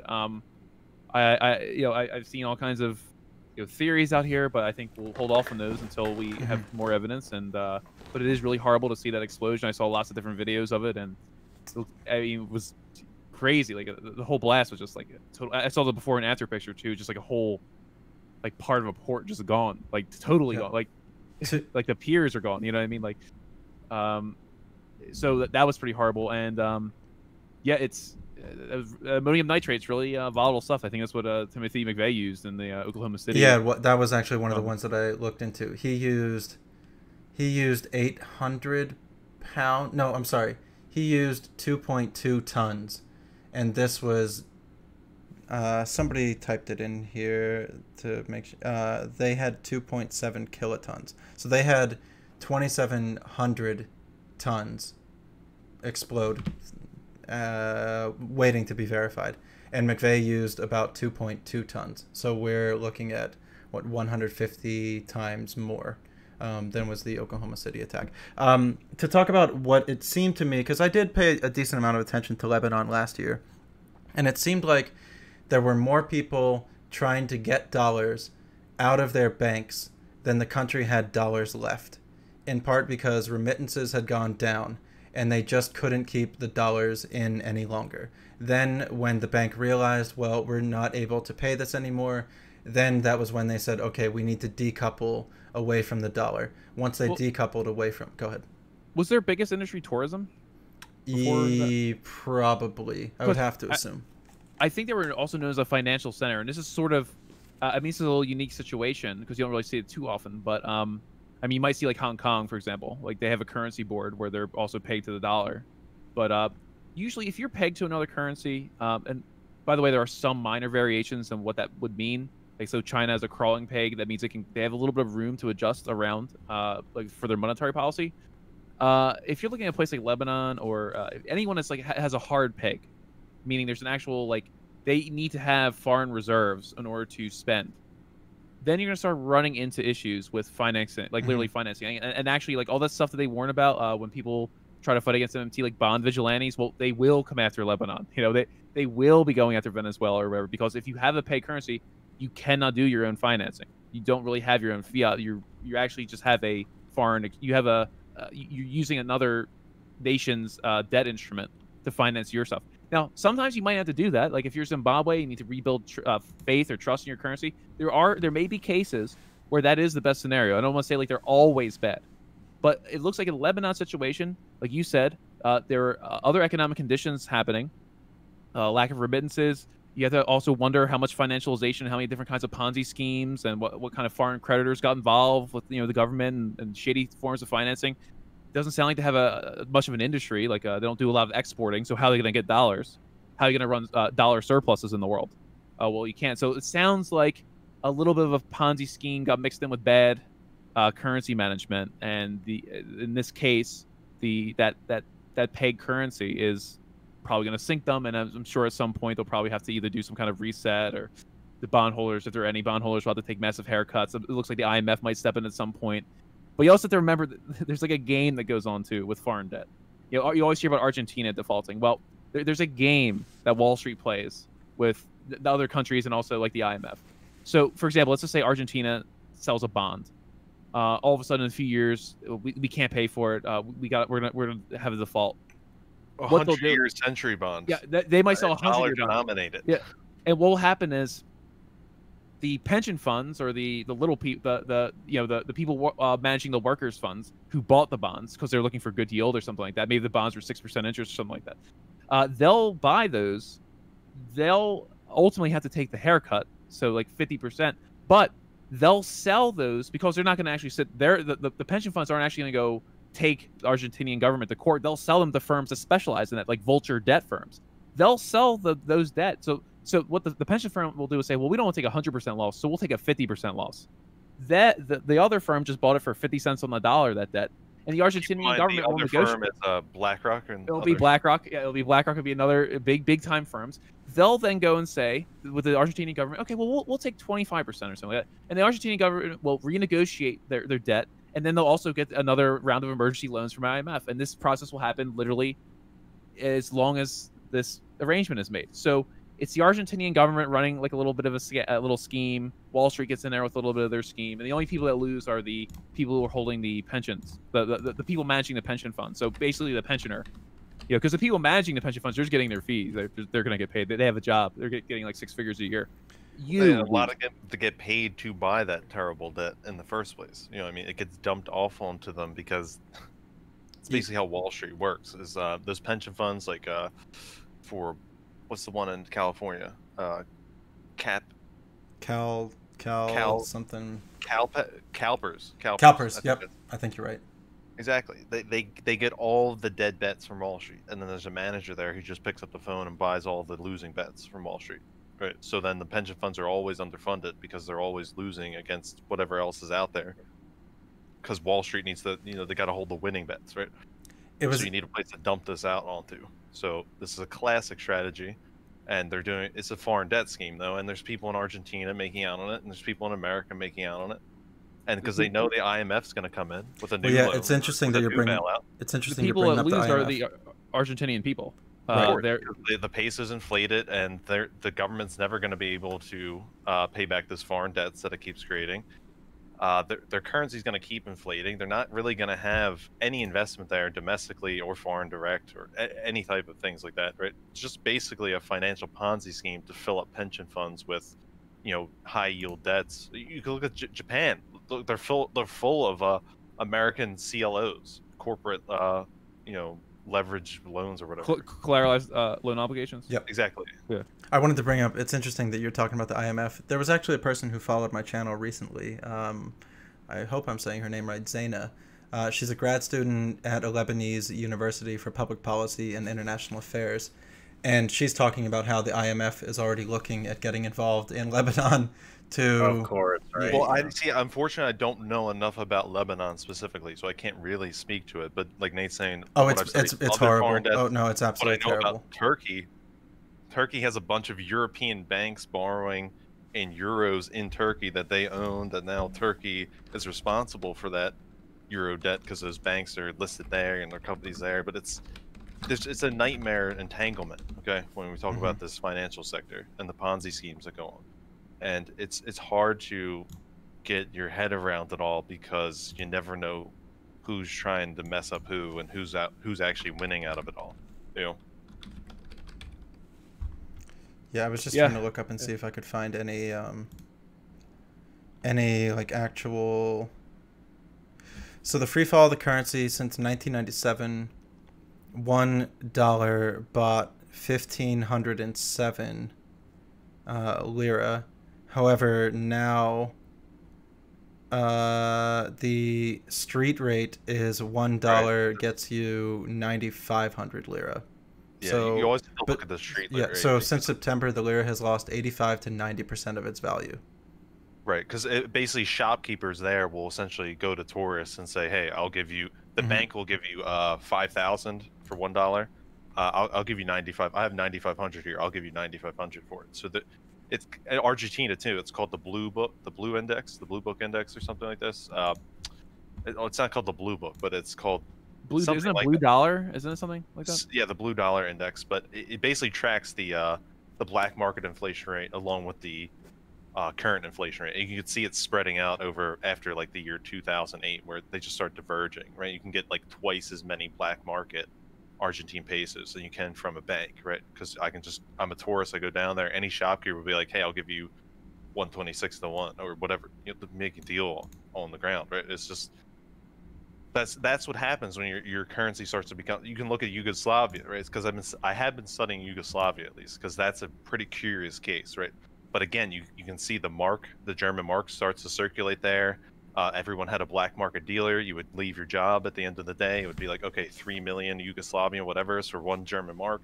And then you might come out to the guy 20 minutes later and it's like, oh no, that's 3.5 million now, right? Like that's how crazy the inflation was back then. But again, you were still using a foreign currency as a standard. And once you get to that point where people are using that as a means of payment, you tend to see a lot of this crazy inflation. But you got to look at the inner dynamics of how much is that actually circulating there. Like Venezuela, they're importing yuans, they're importing Russian rubles, they're importing US. There's more US dollars, physical currency, actually circulating there than Venezuelan currency in pieces of paper, in numbers of pieces of paper. You know what I mean? So when you think about that, it's like the government really doesn't have control over its own means of payment anymore. And so that's why they're looking to get their gold and things like that, which again, you're going to get blocked off because now you're at the whims of international finance. You're going to start to get your ships knocked off. Your oil revenues are going to get shut down, and it's going to be harder and harder to keep your regime going because those black market Venezuelan pesos are only going to go so far, or whatever the see, every dynamic is a little bit different, right? Like Argentina isn't necessarily in a Venezuelan type crisis or a Turkey type crisis, or I don't know about enough about Lebanon, but I have at least heard that they're in a hyperinflationary crisis as of recently. But yeah, I just want them to be able to eat. I mean, I think I just read here that meat has gone up to $42 a kilo in some places. It was around $9 a kilo before the collapse. So, Damn. you know, there, and also, I mean, another horrible thing that, like, if it wasn't bad enough that there's been an immense amount of life lost from the Beirut explosion, it also took out their port, which is where they import a lot of the food. It took out grain silos. It took out other food storages and so forth. So this is going to be, and I mean, their hospitals were already dealing with an overrun COVID-19 outbreak. So, like, I mean, the hospitals don't even have enough room to bring in new patients. Now the food shortage is going to get worse. Now, yeah, it's an absolutely devastating set of circumstances that has been growing and growing in Lebanon for the better part of, you know, I would say about 1 year and 3 months now.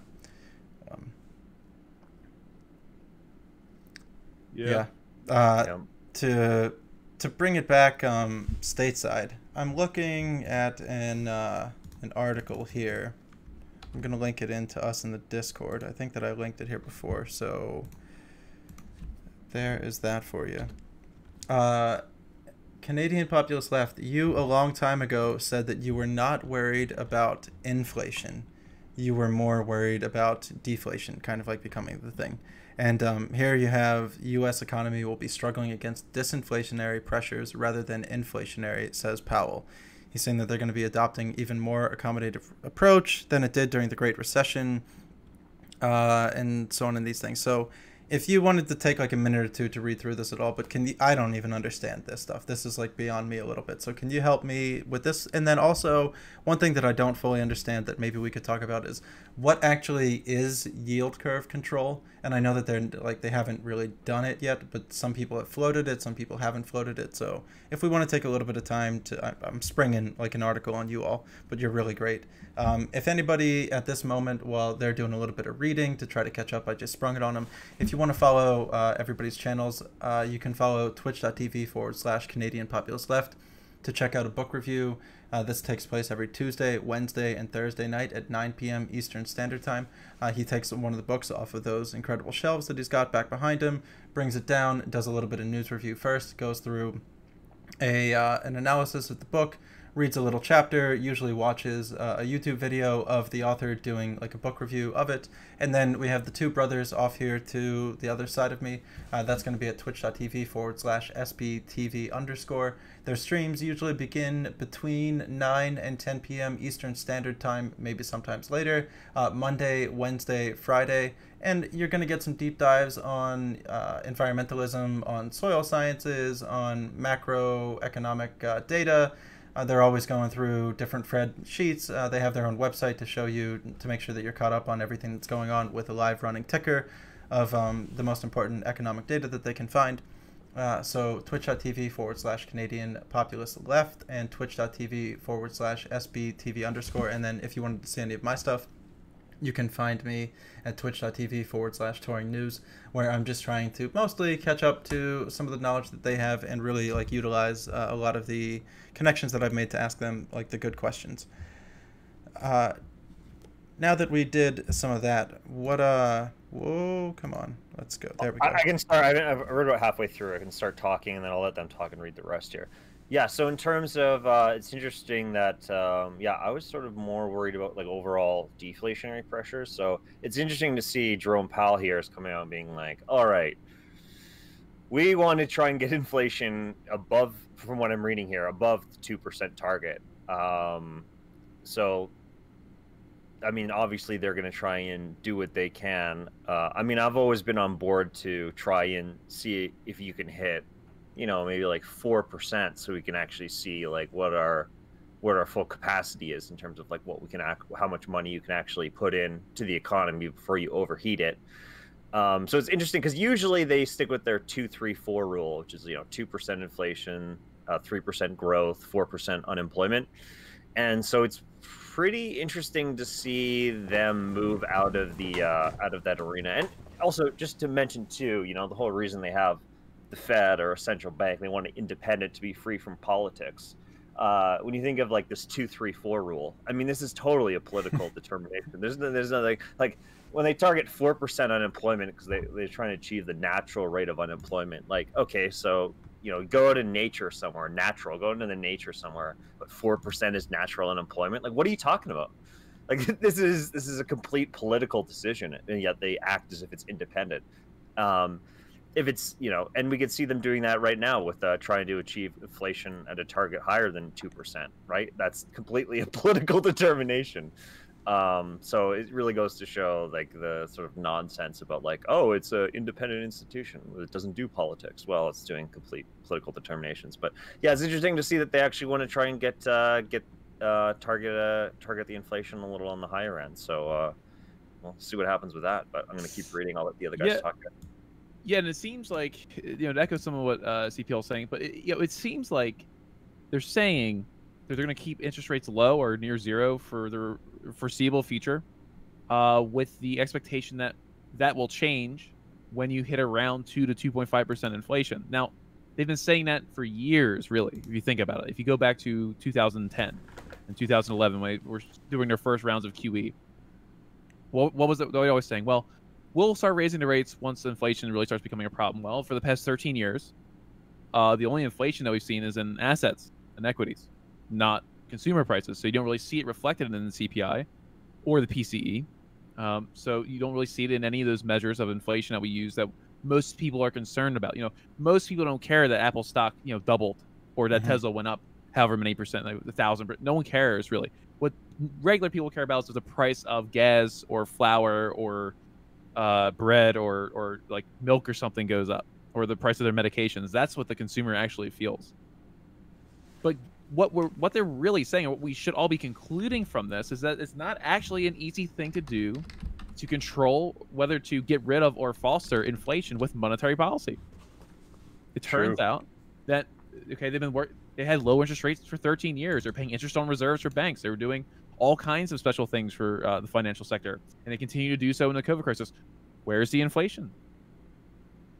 It's just not here. So now, could we see inflation? Look, there are some interesting charts which I might go over later on in the stream as I get ready for my stream later tonight.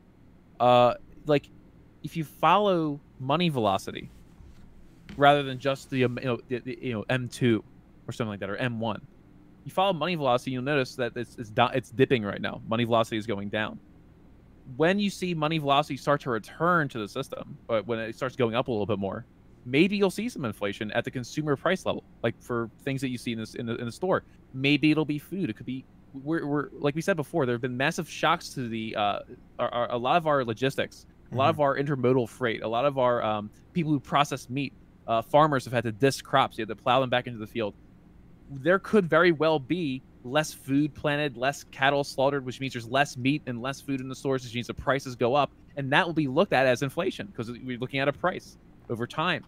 So if those prices jump up 10-20% in the next year or so, that'll look like food inflation. It might look like in the 1970s. A lot of people don't do a lot of close studying in the 1970s when America had its last bad inflationary episodes. Where was all the inflation really concentrated? Well, a lot of people know about oil, so there's a huge energy shock, and at the same time, there were agricultural shocks. There were literally food shocks going on. So food prices were going crazy too. And the food prices are also affected by energy prices. Right? So you have these complicated systems going on, but to think that you can actually just cause inflation because you want to, or just get rid of it because you want to, is not as simple as what monetary policy will lead you to believe. Oh, raise an interest rate, lower an interest rate. Well, they also think that lowering the interest rate is inflationary, but as you can see, True, over the last 12, 13, 15 years, however long, it's totally deflationary in those terms, right? Now, we can talk, like you're saying, we can talk about asset prices, but that's not how they're measuring it, right? They're looking at asset prices as a wealth effect. They're saying that the price of that house going up and up, you're going to consume more and more and more, right? Whereas we're basically I would think everyone in the voice chat here would be saying like, oh, those prices of the house are going up. It's getting harder and harder and harder for people who are making X wage to afford said house, right? It's like, it's not really a wealth effect because you're only seeing that wealth if you bought the house at 100,000 and you sold it at 200,000. Now you have 100,000 in profit that you can go and spend that cash and consume, but you can only do that if you sell your house, right? If you're just holding on to it and living into it, I guess you could do home equity line of credit. I guess you could borrow against the house, like the value of the house, and use that as a credit card. I guess you could do home equity loan, right? It's just like um, an HEL loan or an HELOC loan. You know, either way, it's just I don't see how the price of the house going up is a wealth effect, right? But that's in their model, right? So they don't see that as inflationary, right? They see that as it's actually good for consumption in their model. So I've been trying to figure out why there hasn't been inflation in the CPI, and let's see if I'm getting anywhere close to an accurate analysis. That's been maybe something that I've been working on over the past week. I think that part of the reason consumer goods, foods, so on and so forth, haven't gone up is because of exploitation of both domestic and international labor and not factoring in externalities on the production of our goods. Is this anything near the reason why the cost of these goods has stayed so artificially low? Because we don't adequately compensate labor and or factor in the environmental damage that we're doing. But if when we finally do these things, this is when you could potentially see I'll even say maybe exponential rise in some of the, the food sector or so on and so forth. Am I anything near something here? That's definitely probably in the long, I'm going to say a cringe term, the long run, that's definitely affecting food prices, right? But if you look at it in the short term, we already saw there were spikes to egg prices. Oh, for sure. No, for sure. To, ground beef and things like that during this crisis because of supply chain issues, for sure. Right? Where you couldn't get a truck to here from there, but the meat's there, but there's no one who wants it at the restaurant, right? And so you have a whole supply chain set up for the restaurant, but not for the grocery store, right? So this whole thing dies over here. There's no way to compensate for that. There's no government demand, government warehouse to at least buy that food and store it somewhere until maybe you can figure it out. Maybe you have to throw it away, but most of those costs get absorbed by the farmer to get rid of their food, to get rid of the excess, to get rid of all that, right? So it's like, but to your point, like you're saying, you're looking for that consistent price increase to the CPI over so many years, right? An actual consistent inflation. It's, what would it take for that to happen in America? Like you're saying, you'd actually have to increase wages or something. You'd actually have to pay people money for the work that they do. I mean, it sounds crazy, I want to begin decoupling monopolies, specifically agricultural monopoly and so forth, or shipping and everything.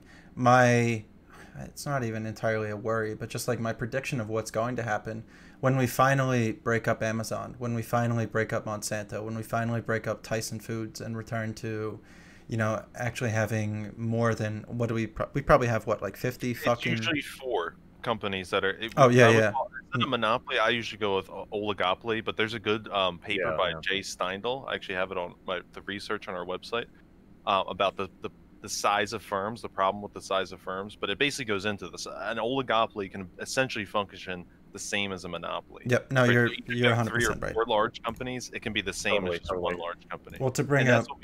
That's what we tend to see happening. Like in America, 4 big banks control most of the deposits, right? When you're swiping your bank, it's going in between like 2 or 3 institutions back and forth, right? We can see it with, like you're saying, with meat, Tyson and things like that, ConAgra, or the transportation of it with like Cisco or Archer Daniel Midlands. I'm bringing over something here for you to show. Sorry, we're not on screen any longer, but yeah. So the 4 largest poultry processing companies, 1986, they had 35% market share. 2015, 51%. Beef packing went from 25% to 85%. Hog processing went from 33% to 66%. Global herbicide and pesticide, just in 9 years, went from 59 to 84%. Corn seed went from 59 to 85 over 40 years. And soybean went from 42% to 76%. And like you said, a majority of the time, it is 4 companies that own it. The reason that I brought the decoupling part up is because as they begin to break back into smaller factories, I think that that's going to mean that the cost is going to have to rise in some type of way, as you're going to need more facilities, you're going to need more labor and so forth. And I'm trying to wrap my head around, like, when we finally get back to an anti-monopoly like practice, is this going to actually like do a short-term rise in cost, but I think it's going to get to what it's actually supposed to cost. Like I keep having this like nightmare that everything that we think of what it should cost right now is completely out of whack. That's all. But Turing, I understand you're concerned about the working people, the sweatshops, and the gentle labor. But have you ever thought of the long-suffering shareholder, the oppressed entrepreneur, the downtrodden owners of all this capital? I mean, it's hard out here. I mean, there's so many entrepreneurs right now, probably as we speak in Silicon Valley, trying to come up with a new payment processing app that they can sell for $1 billion or some speculative Chinese banking firm. PayPal free. PayPal isn't good enough already. There are so many people in Wall Street right now slaving away behind a Bloomberg terminal, trying to get wealthy and make more wealth for all of us. I mean, the poor shareholder, all they do is they buy that piece of paper and they need the number go up. And if the number doesn't go up, they get sad. And so what if there's global warming and climate change and failing yields and failing soils? What about the shareholder? We're always worried about the poor person. The poor people get a ton of press. I mean, look at all the American news outlets covering poor people and all the things that they have to go through. I mean, can we please talk about the oppression that the capitalist faces in today's anti-capitalist climate? I think we have to kick this one up to CPL, as you were. This is the time to shout out Thomas Frank's book called Pity the Billionaire. So if you want more of that angle, what Nate was just going at, there you go. Could you give a yeah, go ahead. Oh no, what were you gonna ask me? Can you just give like a 2-minute, like synopsis of what the book was? For sure. This book is basically talking about the people who actually, like, as much as Nate's joking there's people that actually have that position. Like, that's a real thing for people. Like, and not ironically too. They're like, man, do you know how hard I work doing this trading on the floor? And don't tell me about sweatshots. Like, get the fuck out of here, right? So, and it's a book by Thomas Frank, and even a lot of the book also talks about a lot of people who are poor that like defend that position, and they their mind is just totally like messed up by it. Of like, we need to 100% serve the fire sector, finance, insurance, and real estate, basically, and forget labor, forget the working conditions, forget the exploitation or the everything that goes on the sweatshops, et cetera, et cetera, et cetera. But that is as jokingly as Nate's being, like, it's a serious position for people. Like, this is a serious take that people have. And I'm glad CPL realizes this. It really is difficult to take $20 million of your father's money and turn it into $35 billion by buying a couple of ETFs. It's very hard work. It's tough situation to be in. In some sense, all those poor wage people, they're lucky that they get to go home at the end of the day and they get to collect the little scraps that they have, and they know how much they're worth, and they're worried about, they're living in the now. I mean, this is what meditation's all about. This is what enlightenment is. They're focusing on the now, here and now. They're present. The rich person is plagued by anxieties into the future. They're constantly worried that their wealth or position in society might be sacrificed or lost at some point. They can't even get a good night's rest. I'm so glad. Just all that risk they're taking, right? And, exactly, so much risk. I was looking at the census data, and it was like workers that were making above 250,000. 33% of them were expecting to lose their employment income. Still a high number, okay, but 60% of people making under 25,000 or under were expecting to lose their employment income. Right? You can think about how many more people that is in America. Right? It's just like, so you can always see how everything is always skewed downward, right? All the risk, all the advantages are skewed upward. I shouldn't say everything is skewed downward, right? So it's just like everything's put onto you. You're holding the most amount of debt. You're holding the most amount of risk. You're getting the least reward for it. Like, your margins are the lowest as a worker, right? Like, and you're first in line to suffer. When you get to take home, the margins are so low. They're You talk about the razor thin margins of small business. What is the razor thin margins of being a regular person in America? It's like non-existent. You're basically in the negative most of the time. It's crazy. and not even memeing, like you're right to worry about inflation, especially as it pertains to what your average working person needs to survive in America: food prices and energy prices and the things that they need to survive. Water. That is a legit concern. Water. What? Whoa, water. So you have the you have the coronavirus crisis and all that. Like Zero Core said, 50% of people haven't collected an actual paycheck. They haven't actually gotten any of their employment income for a long time. When you talk about water, there's already a massive amount of people globally who don't have any water, let alone access to fresh water, let alone access to clean fresh water. Okay, Yeah. so you go all the way up the line, it's not looking good, and we're already using too much water we're using 70% of the world's fresh water for agriculture right now. It's like, well, what about when that's 140%? Because we got to double production, and the rates at which we're growing, they're not. Even if you add it up, right? All the gains you're getting from grain increases, right? I was just reading a paper about this. It's still not enough to make up for global population demand, even with all the gains you're getting from fertilization and all that stuff. So I never hear that argument from people. It's like we're only growing our yield at 1.45% a year or something globally, and you need to be at about 2.5% to make up for population demand. So it's just like, well, you're already in a deficit, and the strategy is just to keep doing more fertilization and stuff like this. And it's just, well, if we just look year over year, sure, yields are increasing, but what's the number we actually reach? It's like, well, we're way short of that.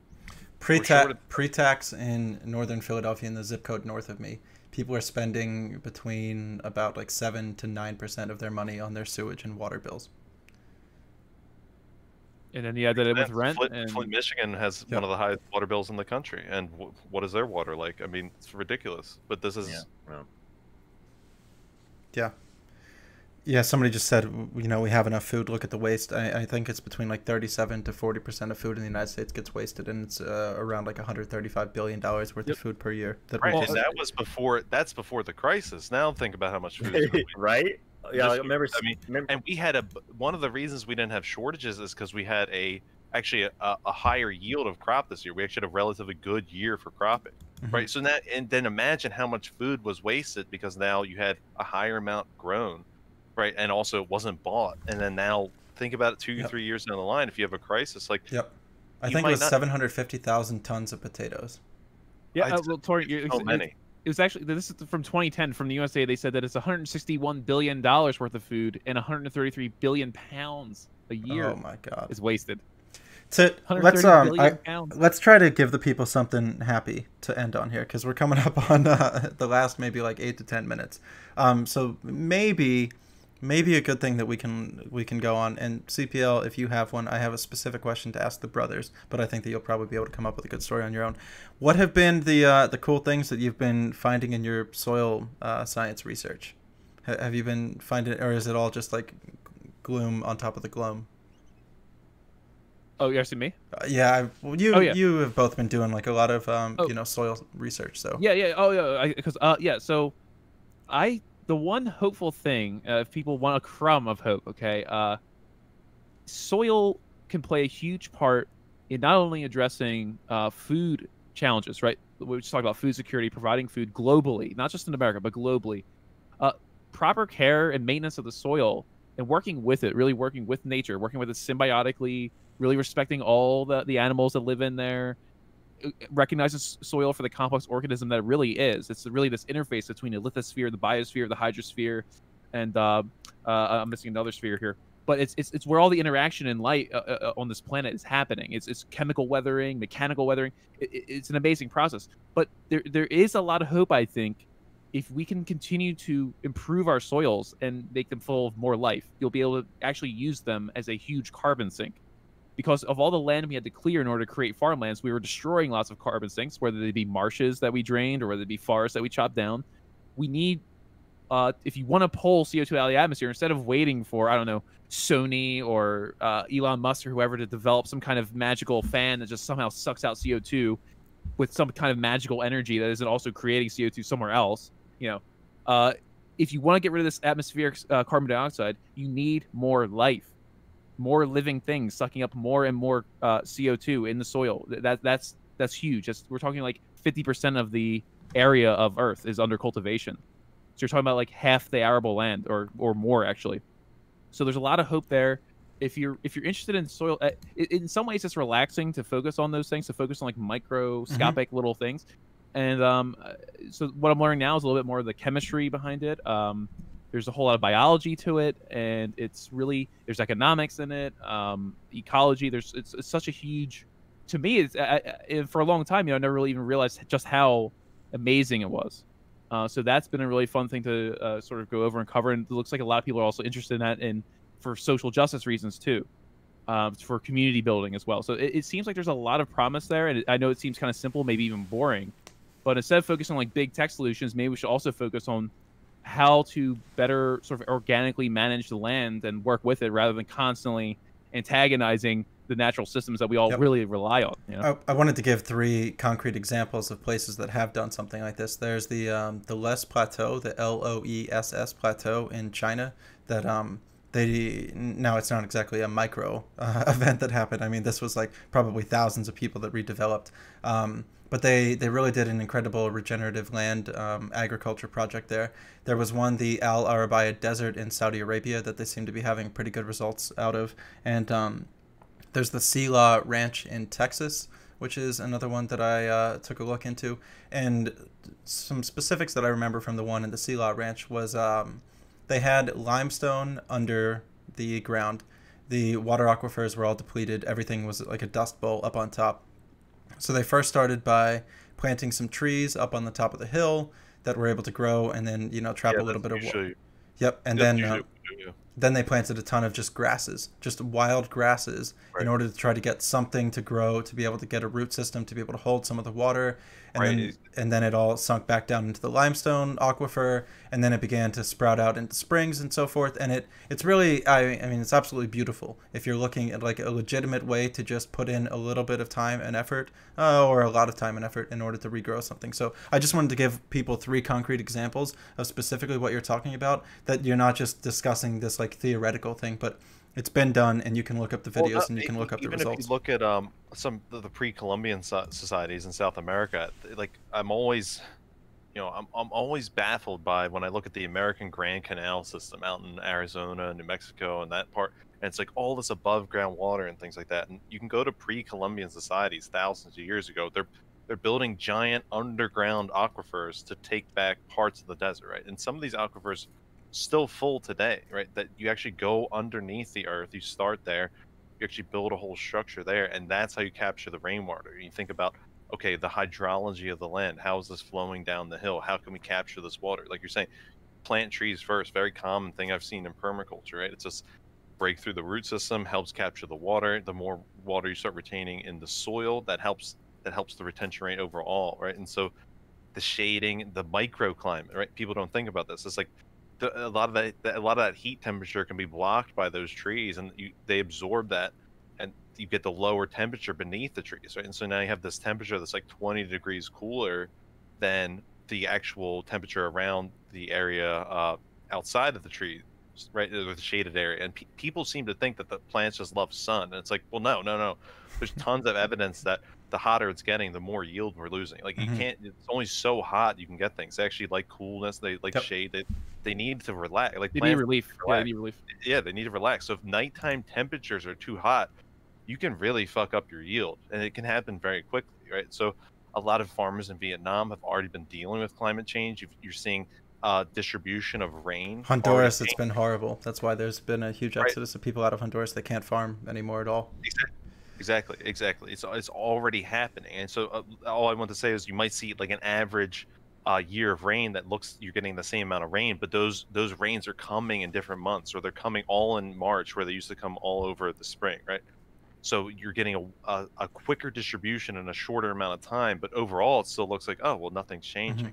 But the people, you ask the people on the ground there, they're already developing strategies, growing different things, using different techniques, because you have to adapt. You can't afford, if you're on the ground, if you're on the front line of these things, you can't afford to make one mistake, because you're going to lose your land, you're going to lose the loan, you're going to lose everything else, right? So some of the best people to ask about climate change are people already working on the land, already working with these things, already seeing the effects of, hey, the storms are going crazy. They just make right angles now. Like the winds are crazy now. And so you can't necessarily pick this stuff up on a satellite too. So There's all types of information to be learned. I know I kind of got away from the soil, but the soil is, I definitely agree with what Nate was saying, what we've been talking about here. Talk a lot about debt, but I feel like the soil debt is one of our biggest debts that we really True. don't talk about. I was pretty ignorant Yeah. of it myself, you know, because I wasn't fully aware. I just figured you have land, you can grow food, and of course, it's never that simple, right? Mhm. You have hundreds of different types of soils that all need to be researched and taken care of differently. But I will say that you said what was one of the positives. I'll say we know more about it now than we have the past 20 years, 100 years, whatever. Like this is one of the forefronts of actual dynamic physics that you can actually apply to a system. So the soil system, looking at it in a macro sense, like you're saying, all these insects and all these things coming together, the anions, the negatively charged, the positively charged. How do these systems recycle, and how do you have to treat them to actually get the maximum? We're driving tractors over them. You lose 5% permanently of the deep soil. It gets compacted. You can't get this back. Okay. It's almost impossible to get that deep soil back. A lot of the topsoil can deal with a little bit of compaction, and that's why we trick ourselves that you can drive these tractors over them forever. If you look at the deep soil, it can't handle that tire pressure. It can't handle tread pressure. And you lose permanent yield from these fields, right? And you can see it definitely with the Midwest, because there's all types of rains. When the mud happens and you drive a tractor over mud, it's just, you might as well just kill the land. You might as well just shoot the land with a nuclear a nuclear bomb. It's just Yeah. No, that was amazing. What would you like to? I just wanted to quickly add it to what Zero Core said there is so important that I have to highlight it. Like when he's talking about the basically, everyone's worried about, oh my God, the national deficit, the federal deficit. No one fucking talks about the soil deficit or the climate deficit, right? Everyone's here like, oh my God, we're gonna run out of IOUs that we're the monopoly issuer of. Like, what the fuck are you talking about? Like, the real deficit is climate, is soil, and that's something that never gets talked about. right. So It seems like the people worried about point. inflation they're not worried about the real resources. And No, it I seems agree. like people talking totally. about MMT and money printing seem to be much more worried about the real resources and the inflation, actually. Because I don't True, remember any true. congressman asking about inflation when we see the largest government expenditures year over year beyond World War II. Okay, and I don't hear any cries about inflation right now from Mitch McConnell. True. So, Very true. so if we can spend enough that the Bernie Sanders healthcare plan could have been paid over for 10 years in about 2 months, right? I don't want to hear it anymore. Yep. That's the problem. The conversation's fucking over in that regard, right? Like, we're done with that. We're done. Yeah. So I'd like to. Oh, go ahead. Yeah, Nate. I was say at this point, if you still believe that America's going to run out of money, or like the debtor, who is it, the bounty hunters, whoever, to come and get the U.S. and take the assets, I mean, you got to step down. You got to take a bow, because this is we've been in the MMT world for a long time, and this just proves it. So anyone, and here's just the thing to look forward to in the future: when Joe Biden, if he wins or when he wins, be careful, because the Democrats are very likely to swing around and say, "Oh, we got to start acting responsibly and start paying down this debt right at the wrong time. You're supposed to be doing that." So be careful with all the. It doesn't matter what political party. You have to keep putting this pressure on to keep on spending in times of crisis, and this is sort of where we are now. But don't take this whole debt is going to be the end of us bullshit. You can see it's convenient when it is or isn't the end. It's always the end when you need Social Security or you need healthcare. It's always the end. But hey, unlimited amount of support for banks, rich people. Go ahead, come on to the trowel. Like come feed from the trowel. That's what they're essentially saying. Oh, working people, you're gonna have to get fucked. I'm sorry, you're gonna have to make that sacrifice. It's time for the American people to say fuck you to the political people and make these demands. That's all I gotta say. Yeah. And what would you like to close us off with tonight, CPL? I think that's good to close off on. We just chat a little about what's going on after this. Are you streaming right away, SBTV, or are you doing a little later? We'll get to probably that. around 10. I go on 10:30. You know what I mean? Okay, I'll take the raid and I'll pass on over to you. I guess I'll just mention what because we're wrapping up here, what's coming up. You'll all stick around here when Tory News eventually passes off. We're going to cover Matt Taibbi's book, Insane Clown President, Dispatches from the 2016 Circus. So if you're all interested in kicking around, we're probably going to do that. Yeah.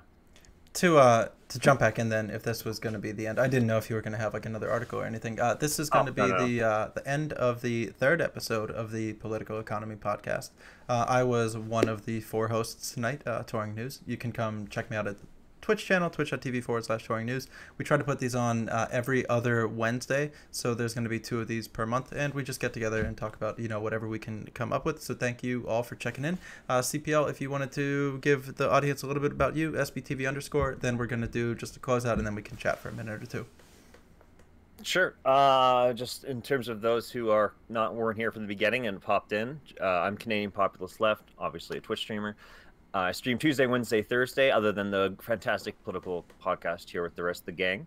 I take a book off the shelf, we watch a video from the author, and then do a little sample read like you get on Audible. You can get a little 5-minute sample. Obviously, I can't read large sections of it. And I'll do a little bit of news before the stream, and that's basically it. Well, I think it was fun being here. I'll speak for me, and I'm Nate Swade from SBTV_. We stream Monday, Wednesday, Friday, somewhere between 9 and 10 o'clock, usually Eastern Standard Time. It can vary.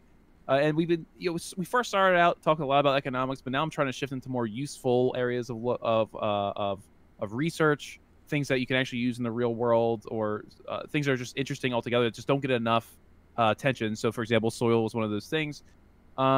So hopefully, and the goal is that our content will slowly but surely change over time. So who knows what we'll be talking about a year from now? But the idea is to try to provide some interesting outlets on Twitch, like the way Touring News and CPL do.